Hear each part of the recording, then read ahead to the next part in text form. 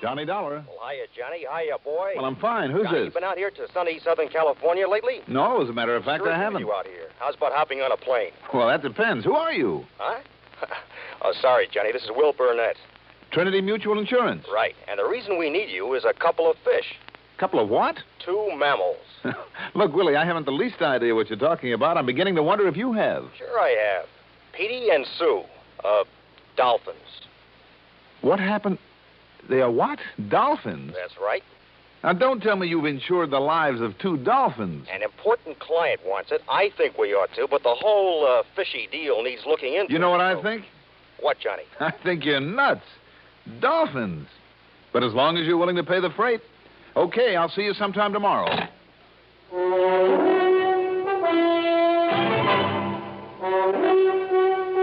The CBS Radio Network brings you Mandel Kramer in the exciting adventures of the man with the action-packed expense account. America's fabulous freelance insurance investigator. Yours truly, Johnny Dollar.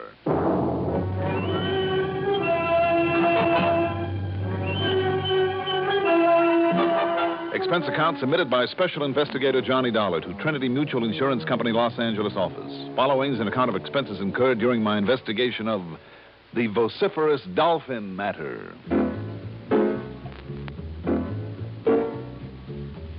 Expense account item 1. At the crack of dawn the next morning, $224.43. That's for a wire to Willie Burnett, a taxi to Bradley Field, and a jet going west.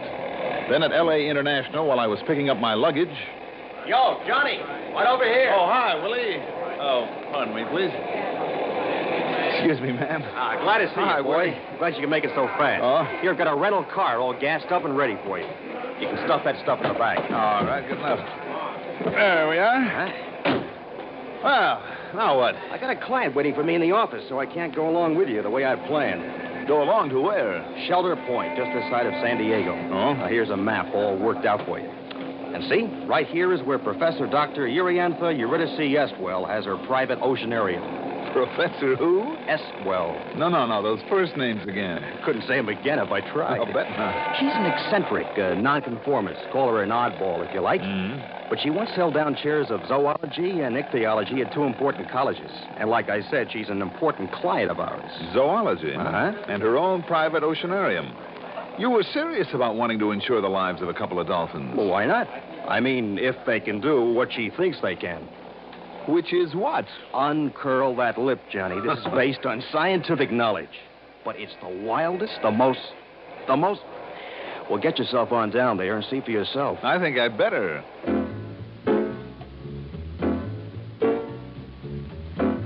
I cut on over through Inglewood to Route 101, the freeway, and then about 40 miles later hit the Pacific Coast Highway at Capistrano Beach. There I plowed into a cold, wet fog. Real pea souper. By the time I passed through the usually colorful town of La Jolla, I began to wonder if I shouldn't stop somewhere and wait for it to clear. But it was still early afternoon. Traffic wasn't too bad, so I kept on. By the time I finally found the unpaved road that cut over to Shelter Point, I wished that I had stopped. But a sudden, very short-lived breeze gave me a quick look at my destination. Down near the edge of the Pacific was a home, and leading out over the ocean was a long, wide pier with lockers lining one side of it. On the other side of the pier, rising out of the sea, was a tremendous tank. Boy, I could use a seeing-eyed dog in this fog. Sunny Southern California.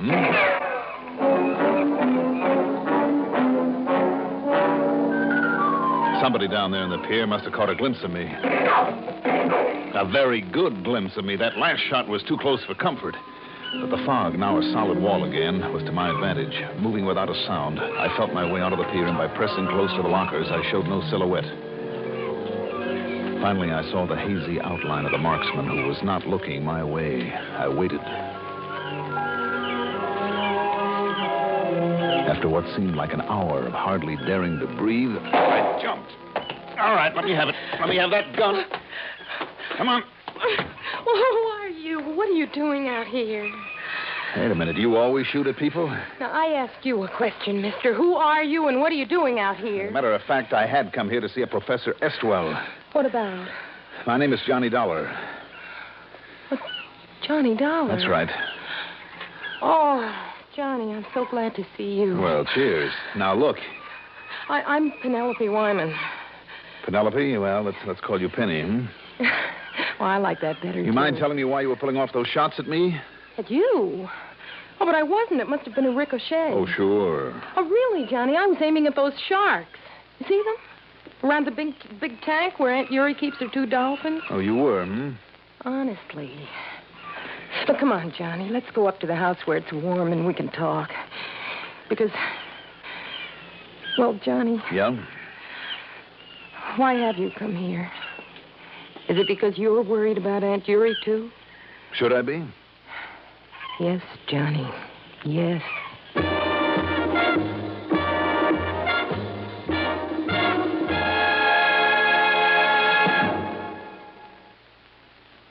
This ever happened to you?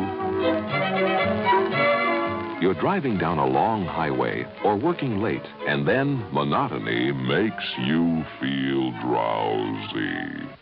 Perk up with No-Dose. No-Dose keeps you alert with the same safe refresher found in coffee. Yet No-Dose is faster, handier, more reliable, absolutely not habit-forming. The safe way to stay alert without harmful stimulants. No-Dose.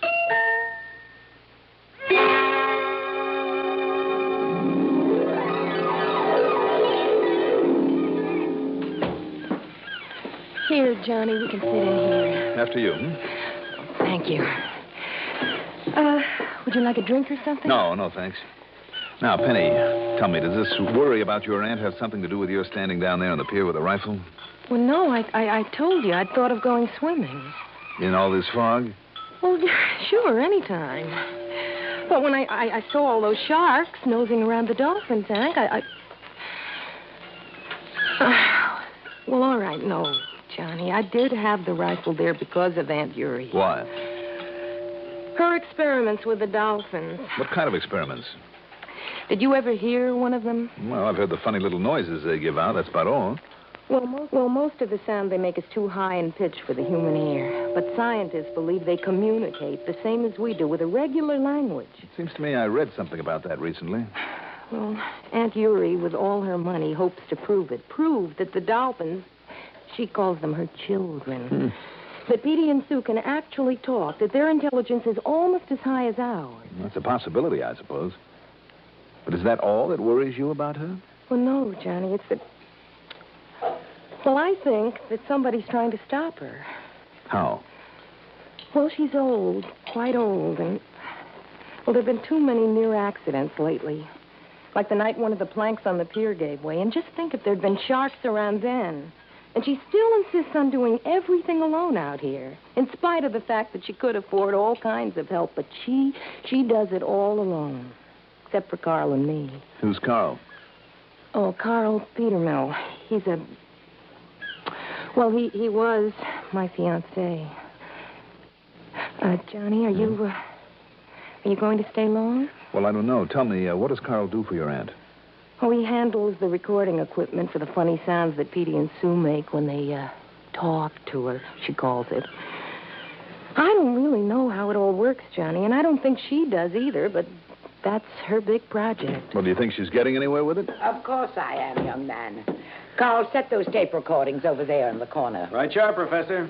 Who are you? My name is Johnny Dollar. Well, I don't care who you are. What business have you coming in here? Dollar? From the insurance company? That's right. Good. This is Carl Petermill, my assistant. How are you, Carl? Friend of yours, Penny? Now, Carl. Mr. Dollar, I want some insurance on my children, Petey and Sue. The dolphins, you mean? I said my children. Haven't you showed him, Penelope? Haven't you let him hear them talk? Now, come along, all of you. But first, Penelope, go in and put on a decent dress. Yes, Aunt Yuri. Come along, Mr. Dollar. Yes, ma'am.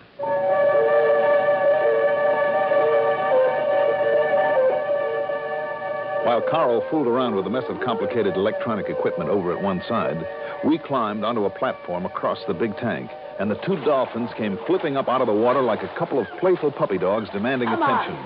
Splashing around, squeaking like mad, then leaping high into the air, clear over the platform and down into the water on the other side. The thing that really stopped me was when one of them, leaping out of the water onto the platform, just lay there for a moment until the professor gave it a few pats on the head like you would a playful dog. It was amazing, and a far more personal kind of play than I'd ever seen at Marineland or any other oceanarium where they train small whales and dolphins. They really seemed to understand her. That's enough. Then, at her command, they quit and stayed below, swimming around. Of course, coming up for a breath of air now and then and watching us all the time. There you are. Do you see, Mr. Dollar? They are my children. Completely obedient. And they love me, too. It's almost unbelievable, Professor. Well, that alone is reason enough to insure their lives. Well, now... But there's a far more important reason, Mr. Dollar.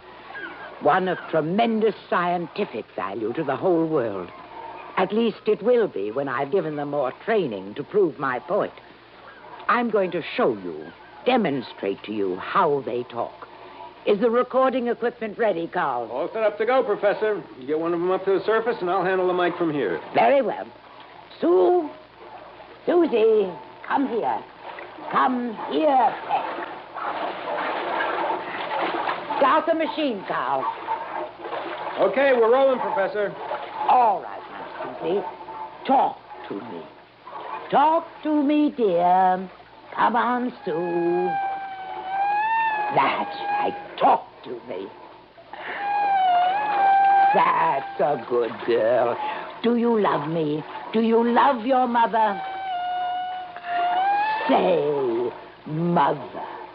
Mother. Mother, did you hear it, Mr. Dollar? I heard it, but I'm afraid I don't exactly understand her. Then we'll show you, won't we, Carl? Down you go, Susie. And thank you, dear. These tape recorders, Professor. How come? What's the matter with you, Mr. Dollar? Can't you see what we're doing? I'm not quite sure. It's obvious. We make a recording at ultra-high speed of sounds that are almost too high for the human ear to register properly. Yes, that must Then be... Carl puts it on another of those machines, like he's doing now, and plays it back at a very slow speed. I see. That will make it not only audible, but understandable. Understandable, hmm? Well, of course, you'll see. All ready, Professor. Then go ahead, Carl, go ahead. Now listen. Do you hear it now, Mr. Dollar? Now it's at a pitch that we can understand.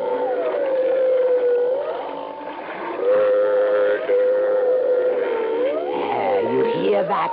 She said mother. She did, hmm? Well, yes, of course she did, because I taught her to. Well, didn't you hear it? She said mother. Well, didn't she? Or was it something else, Professor Eswell? What? Something else? Yes. Like maybe... murder.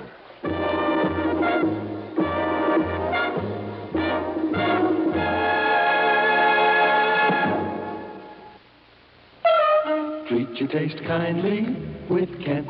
Treat your taste kindly with Kent. Treat your taste kindly with Kent. Smoke Kent, the Micronite filter cigarette. Yes, people who want to get away from harsh, rough-tasting cigarettes know that the one to switch to is Kent. And there's a very good reason why. Kent, with the Micronite filter, refines away harsh flavor, refines away rough taste for the mildest taste of all. Yes, that's your reward for smoking Kent, the cigarette that made the filter famous. So when you want to get away from harsh, rough-tasting cigarettes, remember, the finer the filter, the milder the taste. And you'll decide to treat your taste kindly with Kent. Treat your taste kindly with Kent. Smoke Kent, the Micronite filter cigarette.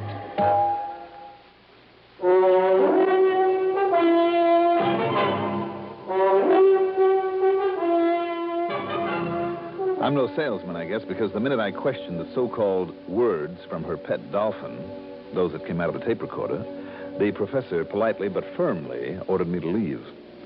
Her timing was just exactly right, for as I drove on past the house... Oh, Johnny! Johnny! Hi, Penny.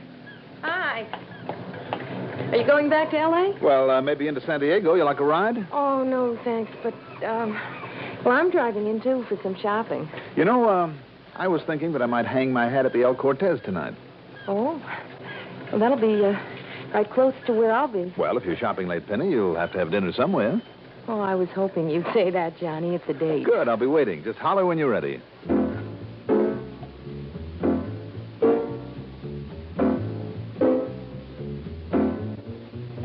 After phoning Willie Burnett and reporting no sale as yet, that's item 2, $1.45, I checked into the El Cortez, shaved, showered, dressed, then waited until Penny called. Then, a night on the town with that beautiful girl. Only once during dinner at Luback's did we make with any serious talk. Wonderful, Johnny. Oh, good. But I shouldn't leave her alone even for a few hours this way. Even with Carl out there with her? Your engagement to him is really off, hmm? Yes. And I guess he hates me now because of the reason for it. Oh, I knew he hadn't had much formal education, but when I found out about the only life he really cared for... Well, Penny, let's not worry too much about him. But, Johnny, all his life, he'd worked in carnival. Well, that's a pretty colorful life, you know. A barker, a spieler for a freak show, two-headed snakes, that sort of thing. And that's what he hopes to do again. Let's forget about him, then. Johnny? Hmm? Do you think Aunt Yuri really has anything with those dolphins? Well, those tapes are pretty, provocative. Oh, why doesn't she just relax and enjoy her money? Tell me, who gets her money when she dies? You? Yes, everything. Except for the dolphins. They'll go, too. Mm-hmm. Hey, now you're the one who said to stop worrying. What do we do next, Johnny? You just wait till I pay this check and you'll see. Waiter.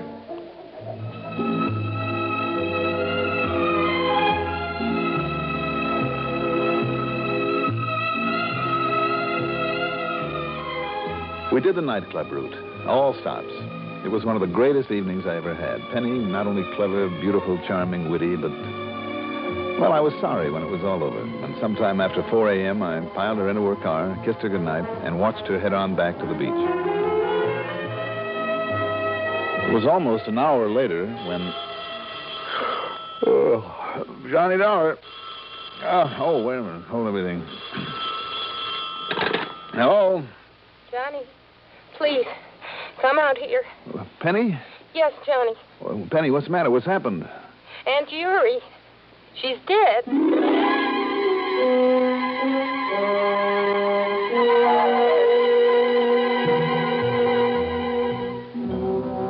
Penny was waiting for me at the turnoff from the highway. Oh, Johnny, I don't know what to do. And there's nobody else around. Where's Carl? I'd forgotten when I left her alone out here. Last night was a night off for him. He won't be back till 6. Well, it's almost that now. Listen, when I came in, I found Aunt Yuri wasn't in her bedroom. Yes? And it wasn't a feeding time for the dolphins, but I looked around anyhow. No, don't stop at the house. Well, where is she, Penny? Down there, at the pier. In the tank with her children.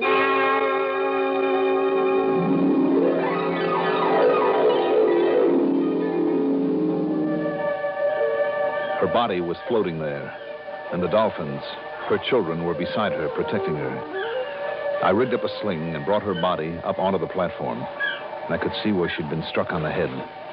Just then, Carl came running out onto the pier. I must say that his reaction was wholly unexpected. I knew it, Penny. I knew you'd get her sooner or later. Carl! Just a minute, Carl. Couldn't wait for her to die, could you, to get all her money? You had to help her along. I said just a minute. Hit her over the head, did you? Then pushed her in? Is that what you did? Oh, Carl, you're terrible. It's true, Dollar. It's true, because of her money. Now, look here, both of you. And listen. Yeah, the dolphins. I can prove it. I think I can prove it. Because they'll know. They must have seen and they can talk. Dollar, they can talk. And I can understand them, and they can understand me. Oh, yeah. You'll see.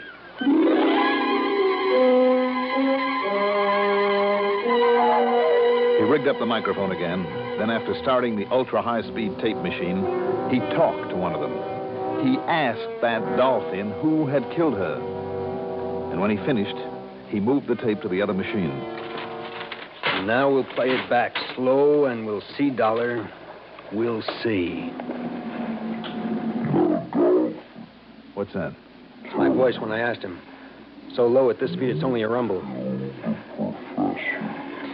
The high squeak of that dolphin when it slowed down this way. Listen. Listen.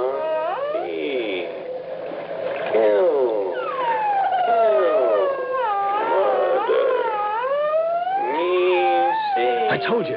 I knew it. She killed her. Oh, no.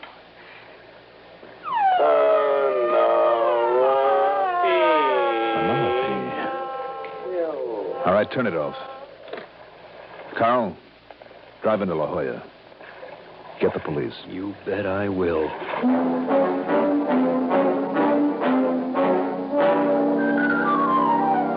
If it was true about Dolphin's intelligence, this might be no actual proof at all, but it was pretty damaging evidence against the girl who would inherit all of the professor's money.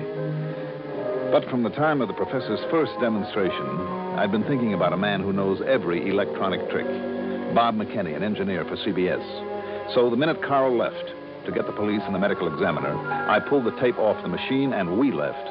Then, at McKinney's home, Penny and I waited 4 or 5 hours while Bob experimented with different playback speeds, with filters, equalizers, a variac, and heaven knows what all. And then finally... Well, Johnny, I can't be sure. Yes, Bob? But if the tape recording was faked up the way you think it might have been, this should be the way the voice on it sounded originally. And it wasn't any dolphin. Go ahead, play it, Bob.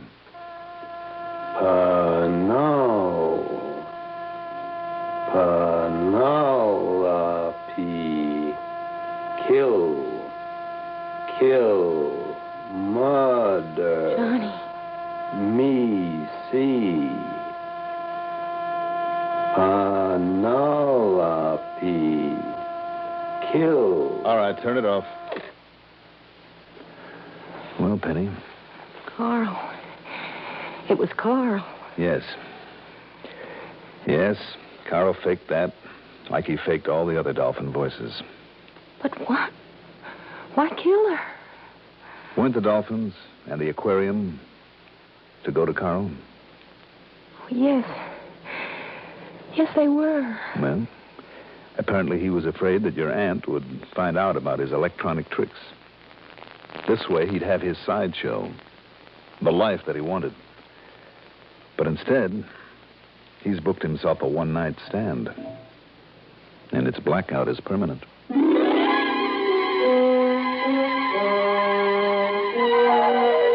Thanks to Carl, the police and he were still there at Shelter Point, waiting for us. Expense account total, including hotel and the trip home, $531.80. Yours truly, Johnny Dollar.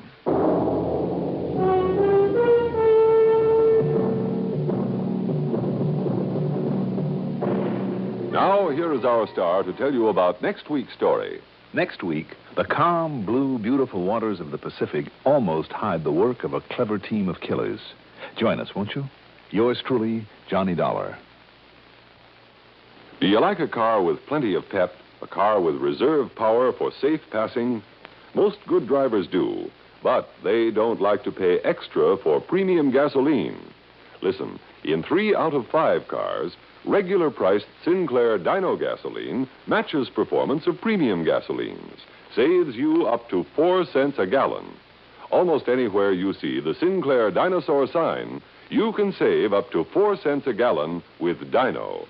Drive with care and buy Sinclair Dino gasoline.